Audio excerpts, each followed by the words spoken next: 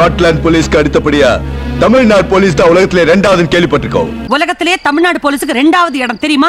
ஆக்சுவலா இந்த comparison Scotland போலீஸோட கிடையாது. என் பின்னாடி இருக்க லண்டன் ஸ்காட்லாந்து யார்ட்ல இருக்க லண்டன் மெட்ரோபாலிட்டன் போலீஸோட. தமிழ்நாடு அப்படிங்கிறது எவ்வளவு பெரிய ஸ்டேட், அதுல எத்தனை சிட்டி, எத்தனை வில்லேஜ், எவ்வளவு கோடி பாப்புலேஷன் இருக்கு. அப்படி இருக்கும்போது தமிழ்நாடு ஸ்டேட் போலீஸ ஒரு லண்டன் மாதிரியான ஒரு சிட்டி போலீஸோட கம்பேர் பண்றது நியாயமான்னு பாத்தீங்கன்னா ஆக்சுவலா இப்படி ஒரு அபிஷியலான கம்பாரிசனே கிடையாது. நம்ம ஊர் அரசியல்வாதிகளும் அதிகாரிகளும் மீடியாக்களும் பண்ணதான் இந்த கம்பாரிசன். அப்படி கம்பேர் பண்ற அளவுக்கு இந்த ஸ்காட்லாந்து யார்டு என்ன பண்ணிட்டாங்கன்னு கேட்டீங்கன்னா, என்னதான் 1800 கிளாஸ்கோல போலீஸ் ஆக்ட்னு ஒன்று கொண்டு வந்து போலீஸ் ஃபோர்ஸ் ஆரம்பிச்சாலும் 1829 போலீஸ் அப்படிங்கிறது ஒரு ப்ரொஃபஷனலா ஃபுல் டைம் ஜாபா இருக்கணும். அது மட்டும் இல்லாம ஒரு சென்ட்ரலி ஆர்கனைஸ்டு ஸ்ட்ரக்சர் கொண்டு வரணும் அப்படின்றதுக்காக ஹோம் செக்ரட்டரி கீழே கமிஷனருக்கு அப்புறம் மற்ற எல்லா போலீஸும் அவங்களுக்கு கீழே தான் இருப்பாங்க அப்படின்னு போலீஸ் அப்படிங்கிறதுக்கு ஒரு ஸ்ட்ரக்சர் உலகத்திலேயே முதல்ல கொண்டு வந்தது இந்த லண்டன் மெட்ரோபாலிட்டன் போலீஸ் தான். குற்றம் நடந்ததுக்கு அப்புறம் தான் போலீஸ் வரணும்னு இல்லாம ஒரு குற்றம் நடக்கிறதுக்கு முன்னாடி தடுக்கணுன்றதுக்காக சிட்டி பேட்ரோல், அதாவது ரோந்து பணியை ஆரம்பிச்சது இவங்க தான். 1878 இந்த சிஐடி கிரைம் இன்வெஸ்டிகேஷன் டிபார்ட்மெண்ட்டை